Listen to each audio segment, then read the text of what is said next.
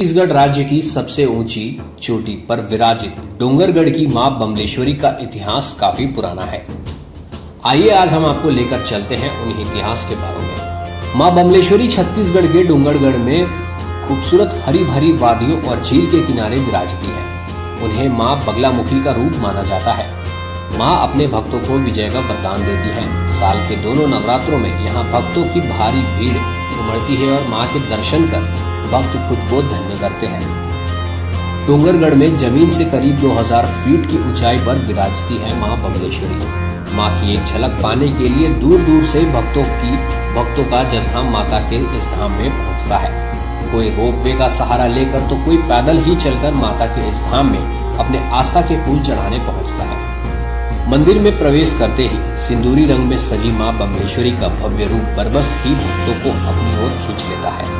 साल के 2 नवरात्रों चैत्र और शारदीय नवरात्रों में तो यहाँ की छटा देखते ही बनती है। लंबी लंबी कतारों में खड़े भक्त घंटों यहाँ माँ की झलक भर पाने का इंतजार करते हैं। प्राचीन काल में यह स्थानीय कामवती नगर के नाम से विख्यात था।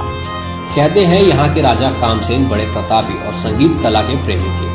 राजा कामसेन के ऊपर बमलेश्वरी माता की विशेष कृपा थी। उनके राज दरबार में कामकंदला नाम की अति सुंदर राज नर्तकी और माधवानल जैसे संगीतकार थे। एक बार दोनों की कला से प्रसन्न होकर राजा ने माधवनल को अपने गले का हार दे दिया। माधवनल ने इसका श्रेय कामकंदला को देते हुए वह हार उसको पहना दिया। इससे राजा ने अपने आप को अपमानित महसूस किया और गुस्से में आकर माधवनल को राज्य से बाहर निकाल दिया। इसके बावजूद कामकंदला और माधवनल छिप छिप कर मिलते रहे।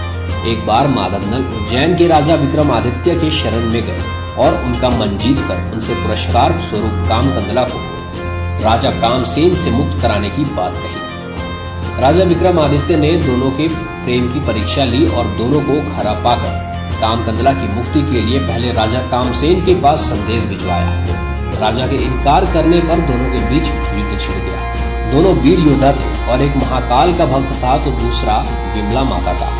दोनों ने अपने अपने इष्ट देव का आह्वान किया तो एक ओर से महाकाल और दूसरी ओर से भगवती विमला मां अपने अपने भक्तों की सहायता करने पहुंचे। युद्ध के दुष्परिणाम को देखते हुए महाकाल ने विमला माता से राजा विक्रमादित्य को क्षमा करने की प्रार्थना की और कामकंदला और माधवनल को मिलवा के दोनों अंतर्ध्यान हो गए। वहीं विमला मां आज बमलेश्वरी देवी के रूप में छत्तीसगढ़ वासियों की अधिष्ठात्री देवी है। अतीत के अनेक तथ्यों को अपने गर्भ में समेटे ये पहाड़ी अनादिकाल से जगत जननी मां बमलेश्वरी देवी की सर्वोच्च शाश्वत शक्ति का साक्ष्य है। मां बमलेश्वरी के आशीर्वाद से भक्तों को शत्रुओं को परास्त करने की शक्ति मिलती है, साथ ही विजय का वरदान मिलता है। मुश्किलों को हर कर मां अपने भक्तों को मुश्किलों से लड़ने की रास्ता दिखाती है। मां बमलेश्वरी के दरबार में दोपहर में होने वाली आरती का महत्व भी कुछ कम नहीं है। घंटी घड़ियालों के बीच आरती की लौ के साथ श्रद्धालुओं की भीड़ माता के गीतों को गाते गुनगुनाते हैं। मां बमलेश्वरी के मंदिर में भक्ति का अलौकिक नजारा देखने वालों को बांध लेता है, भक्ति के रस में डुबो देता है। मां बमलेश्वरी बगलामुखी का रूप है तो वहीं हिमाचल के कांगड़ा में सुंदर पहाड़ियों के बीच साक्षात विराजती है मां बगलामुखी।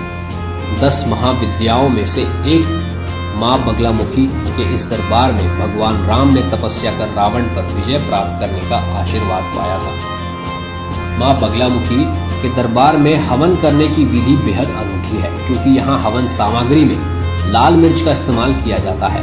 कहते हैं लाल मिर्च को शत्रु नाशक माना जाता है, जिसका पूजा में इस्तेमाल करने से शत्रुओं का नाश हो जाता है।